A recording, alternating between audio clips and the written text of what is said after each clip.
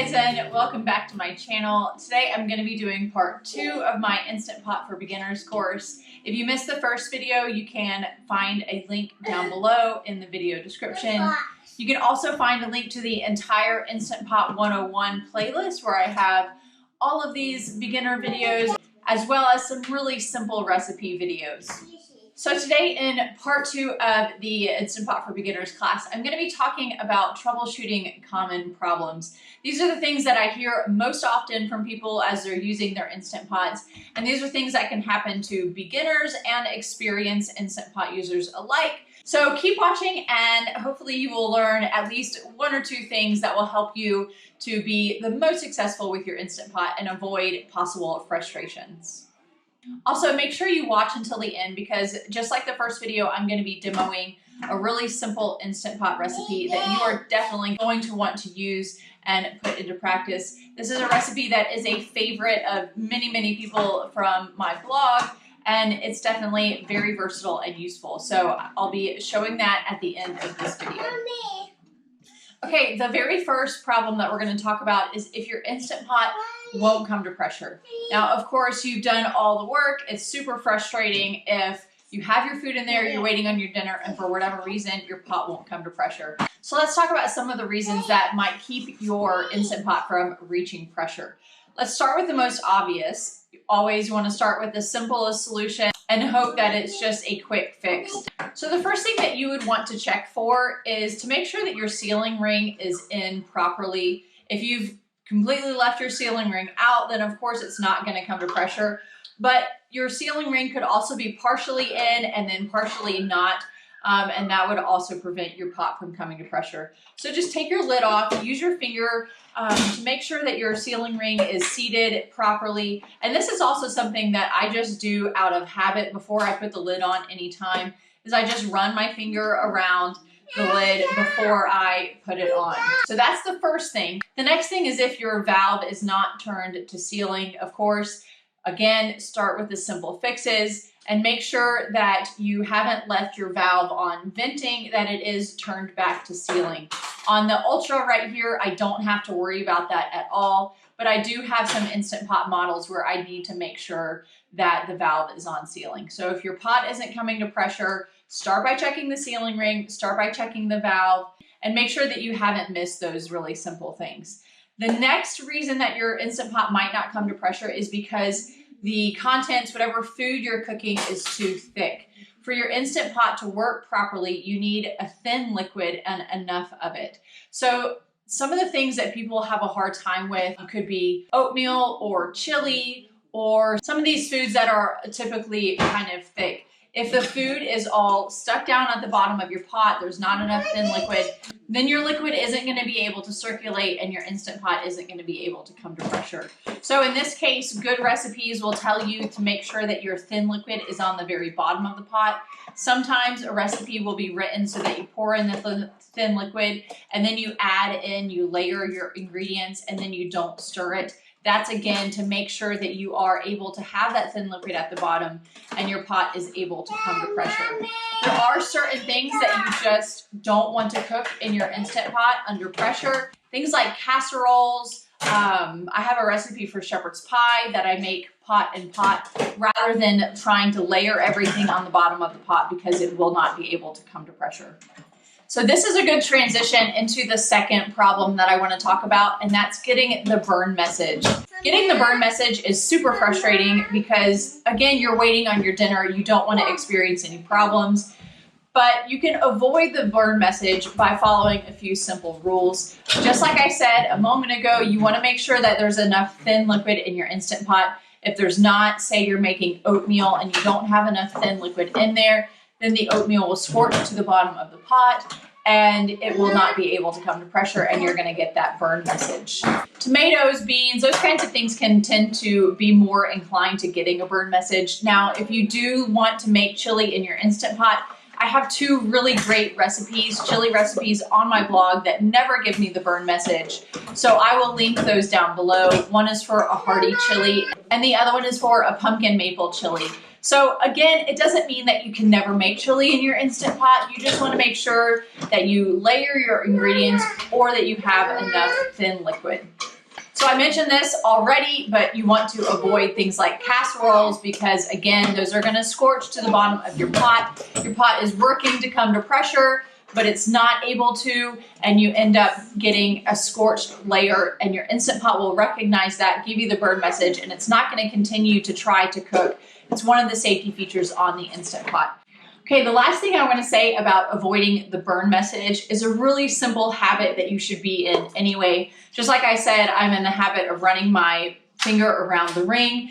You also want to be in the habit of anytime you use the saute feature, before you cook something under pressure, you always want to deglaze. Now you're going to see that word in a lot of recipes, not only on my blog, but other places as well. And all that means is you're going to use your spoon or spatula to scrape the bottom of the pot. After you pour in whatever thin liquid you're using to cook, you're going to just use your spoon or spatula to scrape up any food that might have been stuck to the bottom of the pot. This is especially important when you're searing meat before you start cooking it, because some of that meat could get stuck to the bottom of the pot.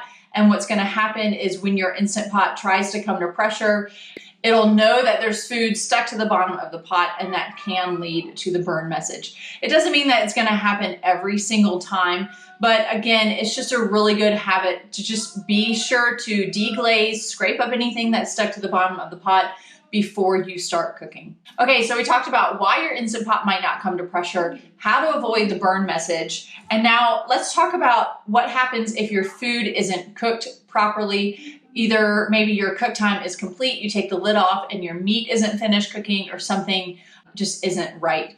The first thing that I want to let you know is that I do have a brand new cooking times chart on my blog, so you can check it out. I will leave the link down in my video description. You can print this off, post it in your kitchen, maybe tape it to the inside of a kitchen cabinet or something like that. And it's not going to be 100%, but it's going to give you a really good idea for calculating cook times for a lot of different things. So again, go get that from my blog. It's a free resource for you. So what happens if you say you are cooking a whole chicken or something like that, a roast, something in your Instant Pot, you've let the pressure naturally release and you take the lid off and it's not cooked thoroughly. There's no reason why you can't just put the lid back on and give it another 5 minutes or so. Because your food is already really hot, it's not going to take your pot long to come to pressure. So you would just be able to give it a little extra time. There's nothing wrong with that. Now, there are some things that you wouldn't want to cook longer like that. Like say it finishes cooking, you take the lid off, it's not all the way cooked. Pasta is definitely one of those things. If you have cooked pasta and then you take the lid off, it's not cooked to your liking and you want to give it a little bit more time, don't try to cook it longer under pressure. Just use the saute feature, add a little extra liquid if you need to, and then start cooking. Rice can be the same way. Things like that where it might end up scorching to the bottom of the pot if it tries to come to pressure another time. So generally, to sum all of that up, if you have meat in there, there's no problem, no reason why you can't put the lid back on, cook it for longer under pressure. But for other things, rice, pasta, things that could potentially scorch to the bottom of the pot, rather than giving it more time under pressure, just use the saute feature to finish up any cooking that's needed. Okay, so the last thing that I want to do before I demonstrate a really easy recipe for you is let's talk about what you don't want to cook in an Instant Pot. Now you're going to see a lot of different opinions about this, especially if you go to the Instant Pot community Facebook page. There are some very opinionated people on that page. It's a really great resource for information, but like I said, there's some really strong opinions. So this is my opinion, my experience after using my Instant Pot for a few years. There's just some things that don't belong in the Instant Pot. The first thing, and I get asked this sometimes, and I know my husband would appreciate it if I started with this, don't cook steak in an Instant Pot. It's just not the best way to cook a steak. If you want to cook a steak, just do it on a cast iron skillet. I will link a video where my husband demoed how he cooks his steak on a cast iron skillet. It's so easy. There's no reason to fuss with the Instant Pot when you're cooking steak, okay? Now, I'm not talking about sous vide because I know you can cook steak really well sous vide. I'm talking about under pressure. Just don't do it. Next thing, and this is just kind of like a joke, but I shared on Instagram how I'm known for the Instant Pot and pizza, but those two things don't go together. So don't cook pizza in the Instant Pot. Which brings me to the point that you don't want to cook anything in your Instant Pot that requires a dry heat, like pizza, like bread. Now the exception with bread are some quick breads. I know some people like to make banana bread in their Instant Pot. I do have a couple of cake recipes that I will make in my Instant Pot. I have a carrot cake recipe on my blog, and then a cinnamon apple spice cake recipe in my cookbook. So things that are kind of like that denser where it's okay for it to be a little bit wetter, then you can make that in your Instant Pot. It's going to be a little bit heavier, so just know that, but it is possible to make cake and quick breads in your Instant Pot. But you wouldn't want to cook like a whole loaf of bread because you're not going to get that same dry heat that you would in the oven. Again, another disclaimer, I do have recipes for starting dough in your Instant Pot where you use the yogurt setting to provide just a really warm, constant temperature to proof your bread, and then you finish it in the oven. That is an exception where I would say you can start your bread in the Instant Pot, but you wouldn't want to cook the whole thing. It's just not going to be the same. And then the other thing that I always personally avoid cooking in the Instant Pot is fresh pasta.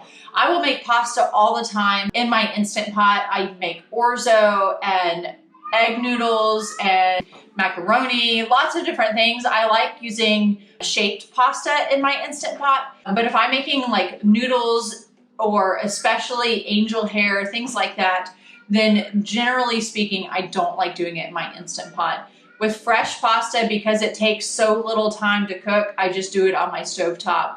I don't want to ruin, if I'm gonna go to the trouble of making fresh pasta, I definitely don't want it to be overcooked, which would be a risk in the Instant Pot. Okay, so this wraps up the troubleshooting portion of this video. If you have any questions of things that I didn't cover, or maybe something I said just brings a question to your mind, feel free to leave those down in the comments. I love to hear from you guys. Let me know one thing that you learned from this video in the comments. If you found this video helpful, consider sharing it or sharing the Instant Pot 101 series with your friends. Okay, so now let's move to the second part of the video where I demo a really simple recipe. I'm gonna show you how to make ridiculously easy chicken breasts in your Instant Pot, and that is the actual title of the recipe because it is ridiculously easy to make this chicken. And it turns out, your chicken turns out perfectly cooked with a really great color and flavor, and it's just super versatile, like I said.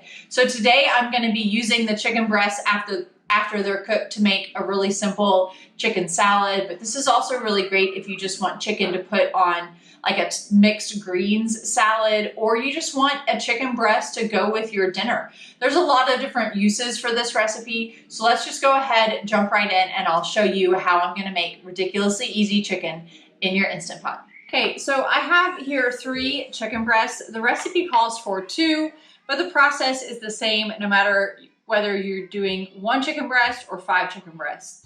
So you can do the same thing with larger or smaller amounts. And all I've done to the chicken so far is just to pat it dry with a paper towel, which is a really important step anytime you are searing or browning meat, because a dry surface is going to get a much better sear than a wet one.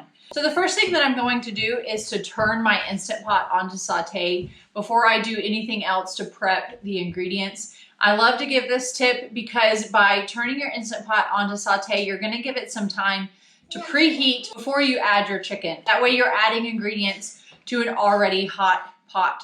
So I'm going to, so I just push start and it will automatically default to 30 minutes. And this is just a good little tip. Your Instant Pot will not saute for more than 30 minutes without being turned on again. So if for whatever reason you're wanting a longer time period on the saute feature, just know that after 30 minutes, it will automatically cut off and you would have to reset it. Okay, so that's kind of beside the point for this recipe. So after a few minutes of preheating, the screen will actually say hot, and then I will know that it's time to add my chicken. So while I'm waiting on my screen to heat up, I'm gonna show you what I like to do for a really simple spice mixture to season this chicken. It's really versatile. So like I said, you can use it for a lot of different things. I've got here some garlic powder, some paprika, Greek oregano, onion powder, kosher salt, and fresh ground pepper. So I'm gonna add about 3/4 teaspoon. And again, I'm doing a little bit more than what the recipe calls for because I'm doing one more chicken breast. 3/4 teaspoon of garlic powder, 3/4 teaspoon of onion powder,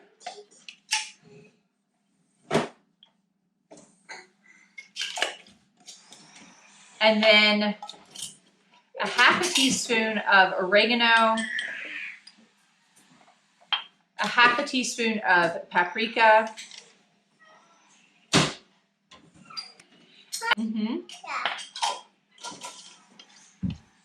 and about a 1/2 teaspoon of fresh ground pepper. And you can see all my spices here in the bowl. I'm just gonna give it a quick stir. And another great thing about this recipe is that you don't have to handle the chicken much at all, which is just easy. Again, it's called ridiculously easy Instant Pot chicken for a reason. So I'm gonna sprinkle a 1/2 of this spice mixture on the top of the chicken here.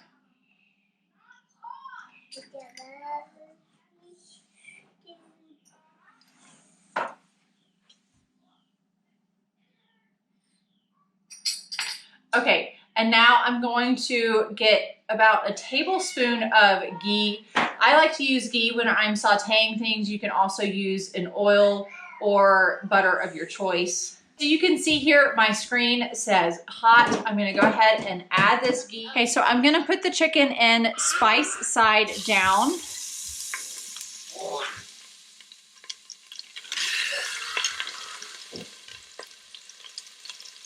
And let it brown for about 2 minutes before flipping it over.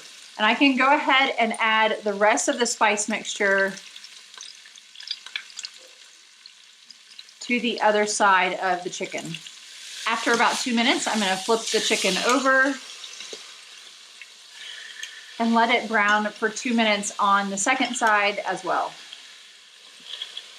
After 2 minutes on that side, you can see that they are browned nicely on both sides. And anything that's stuck on the bottom of the pot, I want to make sure that I deglaze before I start cooking it under pressure.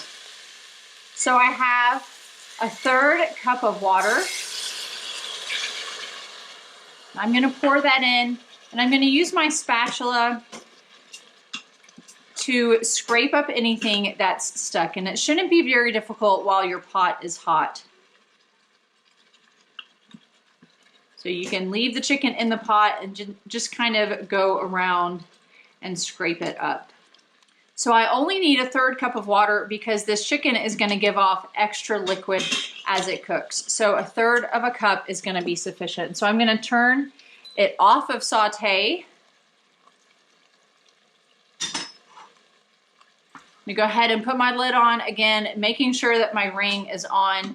Put my lid on at 10 o'clock. Turn it to the lock position, and I'm going to set it for 5 minutes on high pressure. Now, because everything is so hot and there's not that much liquid, it's not going to take a really long time for it to come to pressure, and then I'm going to let it naturally release for at least 10 minutes before opening it up.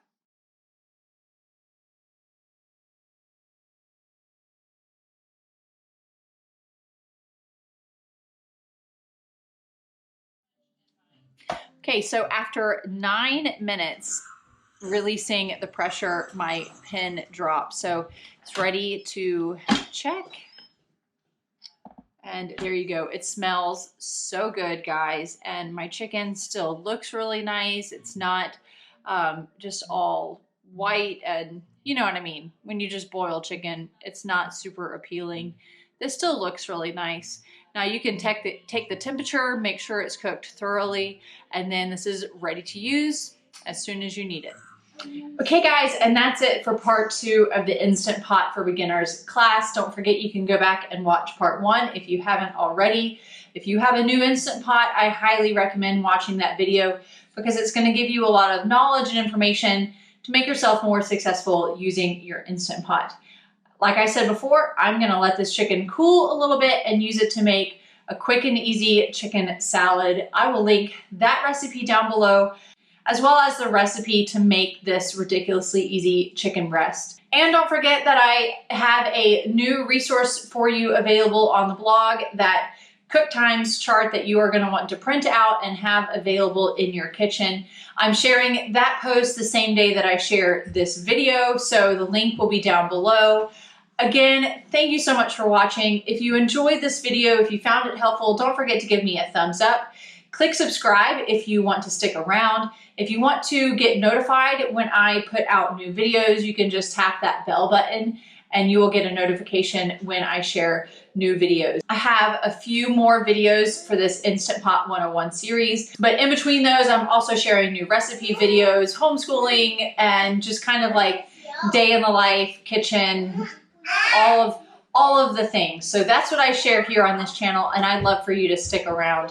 Thanks again for watching. Thanks for sharing. Thanks for being here, and I will catch you guys later.